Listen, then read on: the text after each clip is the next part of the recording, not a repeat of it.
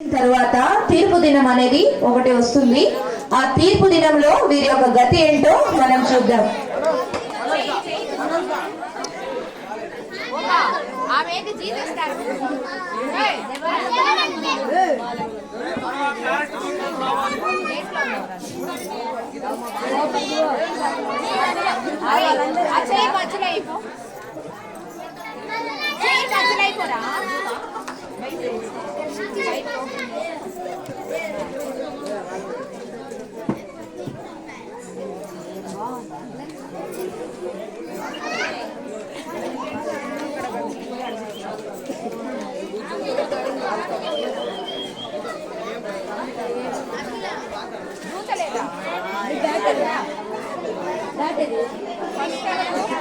అరే క్రికెట్ ఆడేటోళ్ళు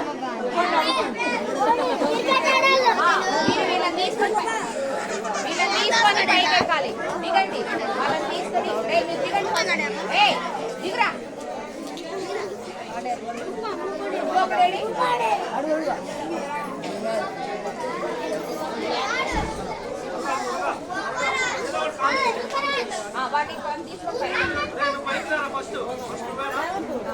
వాటిని తీసుకొని ఎక్కండి. వీరు మరణించిన తర్వాత తీర్పు దినంలోనికి వచ్చారు. వారి తీర్పు ఏంటో మనం చూద్దాం.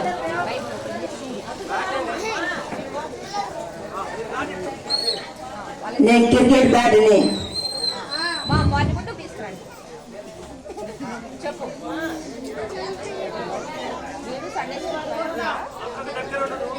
ఈ పిల్లలు సండే స్కూల్కి వెళ్లకుండా క్రికెట్ కోసము బెట్టింగ్ పెట్టి ఆడి తన పేరెంట్స్ చెప్పిన మాట వినకుండా తన డబ్బులన్నీ పోగొట్టుకొని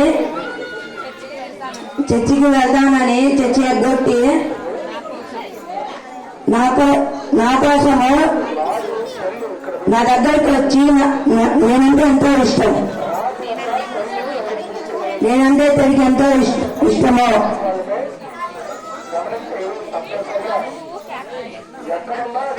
వీడు దేవుని మందిరాన్ని నిర్లక్ష్య పెట్టాడు గనుక వీరిని నరకంలో త్రోసివేయండి.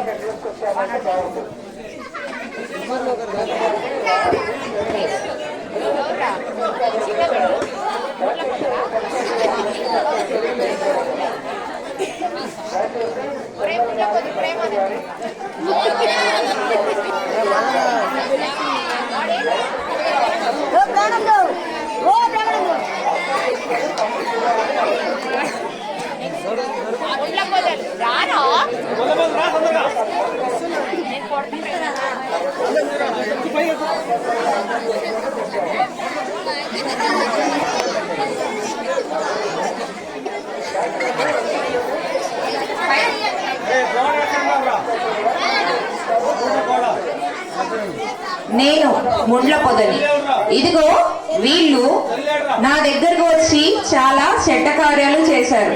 ఎవరెవరితోనో తమ దేహాన్ని జీవితాన్ని పాడు చేసుకున్నారు.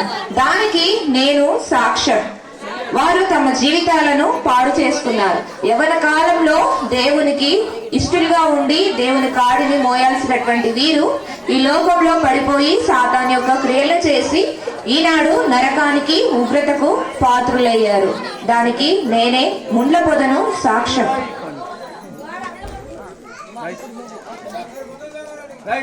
వీరు తమ జీవితాన్ని స్వయంగా చేతులారా పాడు చేసుకున్నారు. తమ యవ్వన కాలంలో క్రీస్తుని కాడు మోయకుండా సాతాను క్రియలు చేస్తూ తమ దేహాన్ని చేరుకున్నారు. కావున వీరిని నరకంలో వేయండి.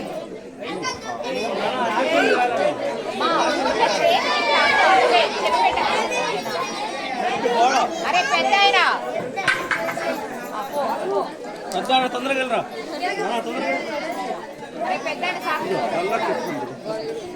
అంత బాగా చూడు.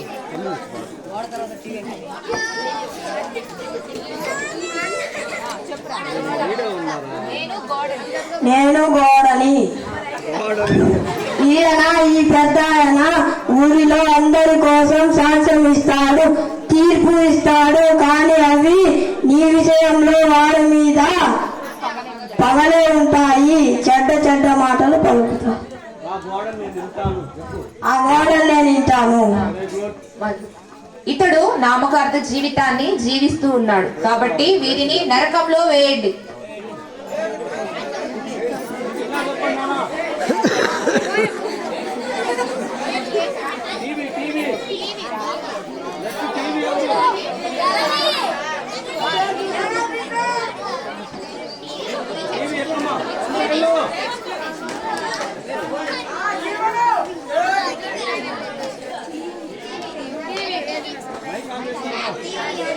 నేను టీవీని ఈమె మందిరంలో ఉన్నప్పుడు చాలా ఎంతో ఆత్మీయంగా ఉంటుంది.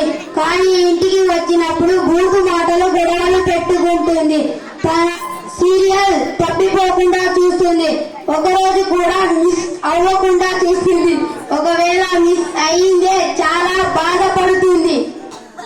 ఇంటిలో టయానికి వంటలు పనులు చేయదు కానీ మిస్ కాకుండా సీరియల్ మాత్రమే చూస్తుంది. సినిమాలు చూస్తుంది. దానికి నేనే సాక్ష్యం. తన జీవితాన్ని వ్యర్థంగా ఉపయోగించడానికి ఇప్పుడు నరకానికి వచ్చింది. ఈమె వేషధారిలా మందిరంలో ఒకలాగా ఇంటిలో ఒకలాగా జీవించింది కావున ఈమెను కూడా నరకంలో వేయండి.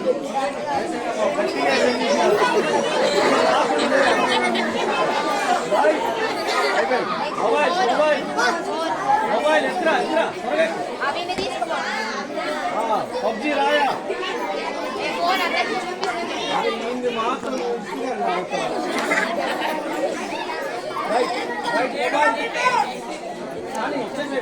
నేను ఫోన్ని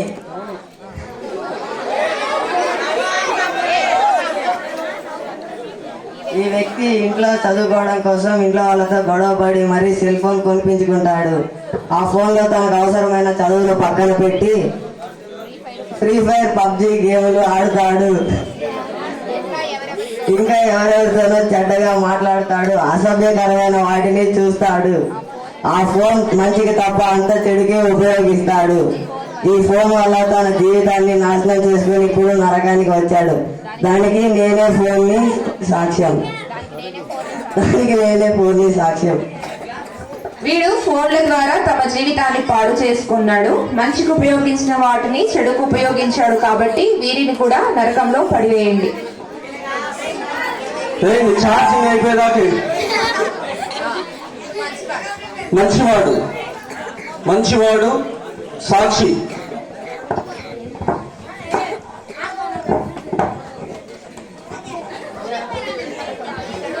ఇతడు మలాకి పుట్టినప్పటి నుంచి యెరూషలేములోనే పెరిగాడు. సాతాను యొక్క క్రియలను ఆచరించుకొని దేవుని బిడ్డగా జీవించాడు. దేవుడు అంటే ఎంతో ఇష్టమో దేవుని ప్రియమైన వాడుగా ఈ లోకంలో జీవించి ఇప్పుడు ఆ పరలోకానికి వారసుడయ్యాడు. ఇతడు ఈ లోకంలో ఉన్నప్పుడు ఎన్ని కష్టాలు వచ్చినా దేవుని కోసం భరించాడు. దేవుని కోసం తనని తాను నలగొట్టుకున్నాడు. దేవునికి ఇష్టమైన వ్యక్తిగా బ్రతికి ఆ పరలోకానికి వారసుడయ్యాడు. దేవుని కోసము నమ్మకంగా జీవించిన వారికి ఆ దేవుడు రాజ్య కిరీటాన్ని ఇస్తాడు. ఇలాంటి వారిదే పరలోక రాజ్యం. ఇతడిని పరలోకానికి తీసుకుని వెళ్ళండి.